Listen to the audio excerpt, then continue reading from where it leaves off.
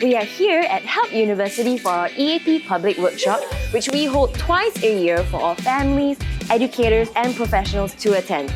Today's topic was titled Autism at Home, presented by our very own Director of EAP Malaysia, Jochebed Isaacs.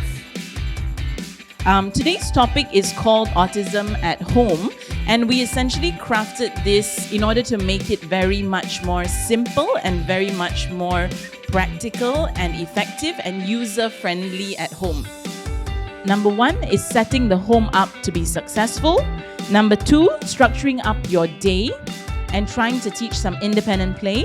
Number 3, functional communication. And number 4, teaching cooperation.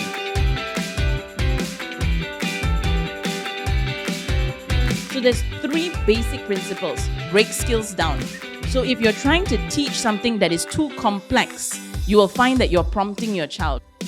Now remember the principle of operant conditioning. When you want to teach your child something or unteach your child something, you have to use reinforcement or remove the reinforcement.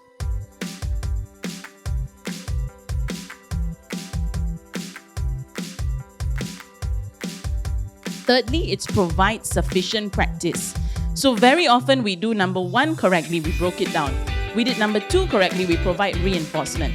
But there was not enough consistent practice to make that skill permanent.